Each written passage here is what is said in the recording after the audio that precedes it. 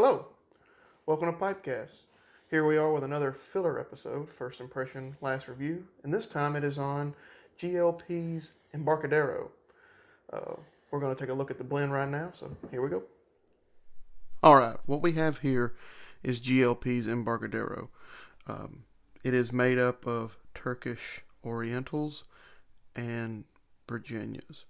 Right here we have some bright Virginia, some red Virginia, and some Turkish Izmir. Now, I'm not exactly sure, it could be another type of Oriental, but Izmir is what we're going with. That's what we have at hand. And it's very, as we've said before, Virginias and Orientals have a very similar look to them. And you can tell that in this sort of broken flake here that, it's hard to tell what's Virginia and what's Oriental. It's even sort of hard to tell what the bright... You can see some bright in here, bright little specks, but then you see a lot of these dark and then even sort of medium brown colors. So it looks like it's a pretty even proportion, knowing that they all sort of look the same. So I would think it's a pretty even proportion, but we'll see how it smokes. All right, so that was the blend breakdown of Embarcadero, which I think is some kind of district or something in San Francisco. I think is where it's the series that's based on San Francisco. Is it the Fog City? Mm-hmm. I think that's right. I think that's where you got the Embarcadero name. So, what do you think about the blend? This is his first impression. Yes, first impression here. So, his Fog City series overall is pretty good. I don't know what it is with his Orientals that make me think cigarette. Mm-hmm. We've discussed Cairo before, right? Mm-hmm. Yeah, then Regent's Flake both. And Regent's Flake. But Regent's Flake's not a part of Fog City. No. Well, and Cairo's part of his original series. That's right. Yeah. But those are the things that I think of when I think of Fog City obviously are oh my gosh. Well, I guess I don't remember any of the Fog City. Fillmore is the one I like so much. Is Telegraph Hill? Telegraph Hill, I think, is also. But Fillmore is really great. Can't go wrong with Fillmore. So I was looking forward to Embarcadero. It just is another cigarette-y blend. It's not bad. I think I prefer it over Cairo. I don't think anything even comes close to Regent's Flake or Temple Bar. But I'm really drawing a blank here today. But Embarcadero, it's fine. It's definitely an all-day smoke. It's a little sour, touch of citrus, but there's nothing really like shouting to the heavens or doing anything for me. I feel like I could just roll it up in paper and smoke it. And I smoked cigarettes for a long time, and there's nothing wrong with those kinds of blends. As a matter of fact, they can be really comforting if you were used to driving and smoking, like long night drives or something like that, or you need some sort of, but you don't want to return to cigarettes. I think Cairo and Embarcadero really kind of lend themselves to that sort of experience. I catch myself every once in a while when I'm on like kind of a country road or something, kind of wanting a cigarette on these kind of long, winding like night drives where it's like cool in the evening. And you're just, it seems like time is sort of infinite. I know it's kind of weird, but I had this experience not too long ago. You're just sort of driving. It doesn't seem like you have a destination, even though you probably do. You're just sort of going. And I think that this blend and Cairo really would suit that very well if I'm not hankering or I'm trying to counteract just the feeling of wanting like Camel Blue or I never smoked Marlboro, but like something along that. I smoked more Turkish Oriental cigarettes, But it's not bad. It's in between Cairo. I think it's a long way off from Regent's Flake, which I think is much sweeter, fuller, and like much more specific to the taste of things that I like during like autumn. It's like an autumnal blend, with like apple and spice. Yeah. And it's sweet in a really nice way. Honestly, if you could take Regent's Flake and add a caramel topping to it, I think it would probably make a really interesting blend. that would just be like a suggestion, kind of Yeah. like a fall apple thing, because that Izmir's does something. This is fine, very cigarette-y, but it does hit notes that I do enjoy when I've smoked cigarettes, and it is sour and intriguing enough that it could be an all day. Yeah. Yeah, and I would say, I think you're right on all those accounts. Sort of comparing it back to Cairo, you notice the cigarette type smell, and of course, with me not being as much of a cigarette smoker, I picked up on, I think, what you're talking about, but I didn't necessarily associate it with that. And on reviewing Embarcadero, what I was assuming you were talking about with the cigarette taste, I was picking up on that in Embarcadero, not to the extent of Cairo, but it was there, and so I already had sort of an idea of what I thought this was going to be, or at least what I thought your opinion was going to be. Um, it definitely is more sour. I like Cairo, but I do have to agree that Regent's Flake brings a lot more to the party, kind of, and in this is maybe a step up because there's a little bit more sour going on, and I enjoy a nice sour thing. Yeah. And Cairo didn't have that. Well, it might maybe a little bit, but not to the extent Embarcadero does. But it's I think your insight about being on a long road trip, getting that kind of feel. I think that sort of will speak to a lot of people, definitely who have been cigarette smokers who have made the transition to pipe smoking. And to kind of like reiterate, there's nothing wrong with Cairo or Embarcadero. I think I've just been out of the cigarette game a long enough period of time that fuller blends with Latakia or something with like a Lakeland essence, a fuller Virginia, that's more appealing to me than what I would consider the lighter, slightly acrid taste of these Oriental forward blends that GLP's is like pushed out. They're not bad.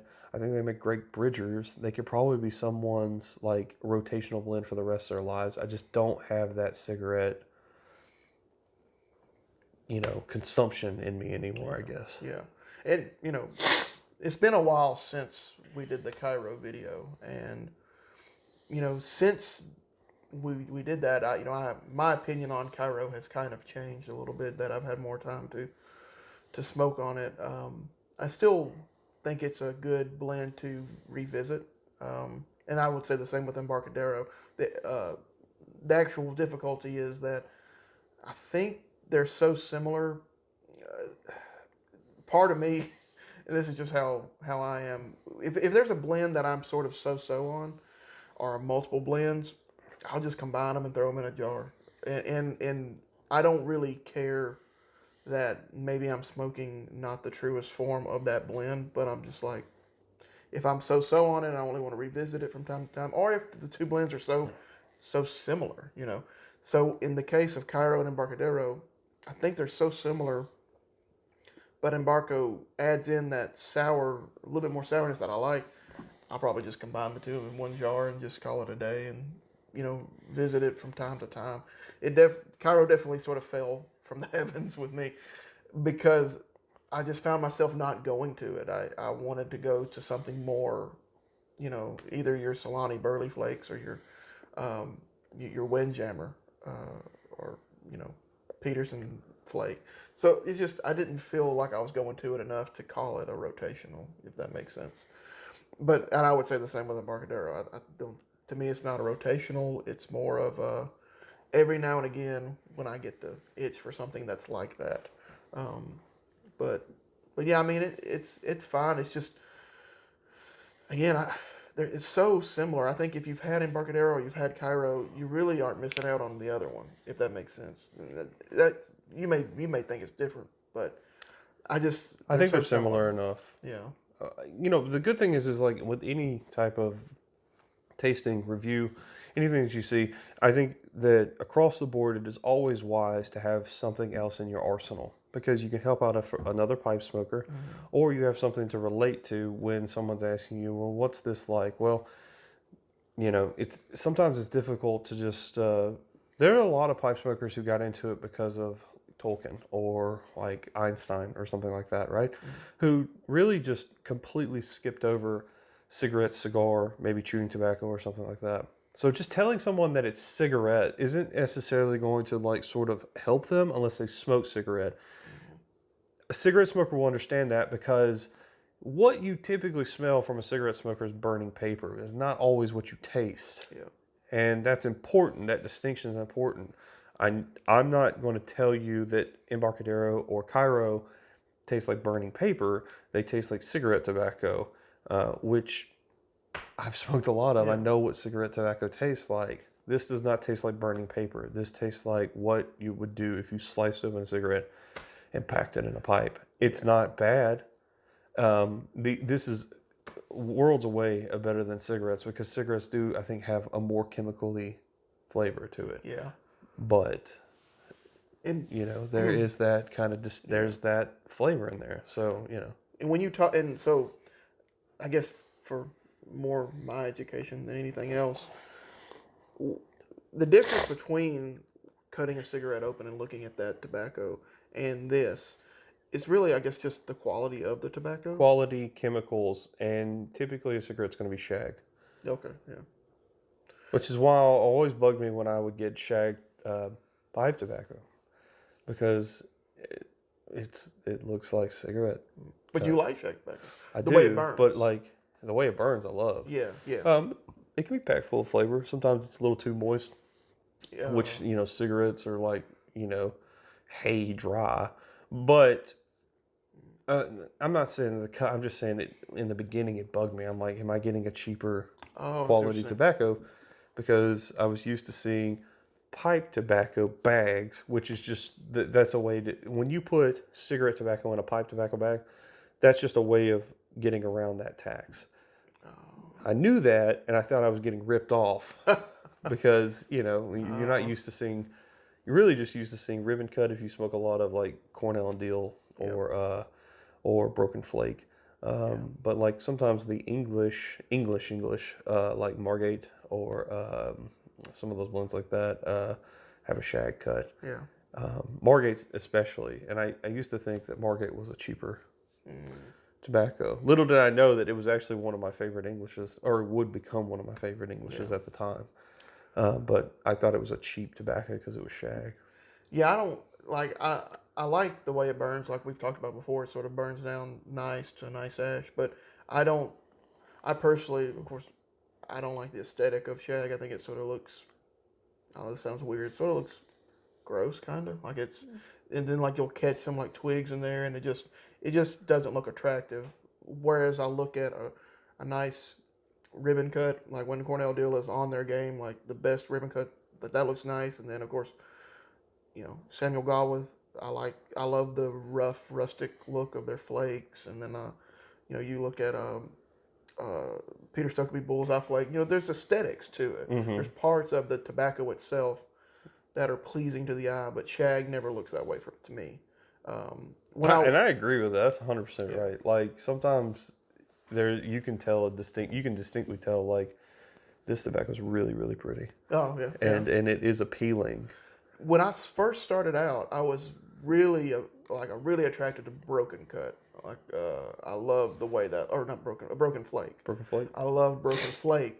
I still do, but I definitely think flakes are a lot more attractive now. I mean, and especially the German, the Scandinavian ones, anything like McBaron, they're very pretty. Yeah, So, all those like Scandinavian blends are really attractive. yeah. I do think flake overall, regardless if it's perfectly cut or just sort of like a rustic flake, which is, I think Patrick, I don't know if Patrick coined that or not, but I always use Patrick as rustic flake. Well, I took it from you. What? You called it rustic a long time ago. Oh. I thought he said it. Anyway, the rustic flake, I think flakes are the easiest to deal with. Yeah. Period. Yeah. But a close second, and not as fussy, especially in a grab bag situation, broken flake. Yeah. Broken flake. So like flake and flake adjacent are really much more easy to deal with. Yeah. And well, and like, then you got stuff like Cabby's mixture, and Latakia rolls, right, that are medallion and they're intriguing, but they sort of give me a similar vibe to shag. They sort of look Well, when you go from messy. like pure medallion, so Yeah. your Dunhill, Yeah. Navy Deluxe, curly block to a certain extent, but not Yeah, exactly. yeah. It's a block, but you see the coinage. Yeah. And what was the other one? Scudo. Yeah. And then you go to like cabbies. Yeah. It does, and Latakia rolls. Yeah. It's kind of like, oh well, I'm used to them being really, really pretty. Yeah. Though I mean, they still like. I would say that I think they smoke Latakia really well. Yeah, they smoke really, and I think they pack better to me. I think the smaller ones. That actually makes sense. I think it's almost like they're perfectly matched for the bowl. I mean, you can Yeah. almost just push them straight in. Oh yeah, I think what I was doing when I was getting ready for the Latakia rolls was I was taking 4 of them and just stacking them and then just pushing them into the bowl, and it worked really well.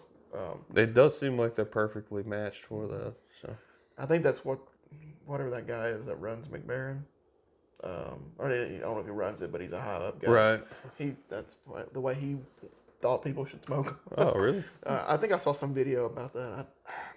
But okay, so But yeah, Embarcadero. yeah, yes, I think that's a good middle of the road. I think basically my description of just like, have it as a reserve maybe. yeah, And it's always good to have something in your arsenal. It probably wouldn't be a rotation for me, but Yeah. it's not terrible. I'd say, it's in the middle, yeah. dead middle. I wouldn't say it's bad, but it's not like great. If you're looking for an Oriental blend from GLPs, Yeah. go Regent's Flake, Yeah. really. But if you're bridging cigarettes, I think Embarcadero or Cairo might be the way you're doing it. Yeah, I would agree. So, They're definitely appetizing in that way. Like if I was craving a cigarette, this would kill that. oh yeah, I could see that. All right, well, we hope you enjoyed this this Oriental first impression last review, and we hope you come back for the next one. Yeah, thank you.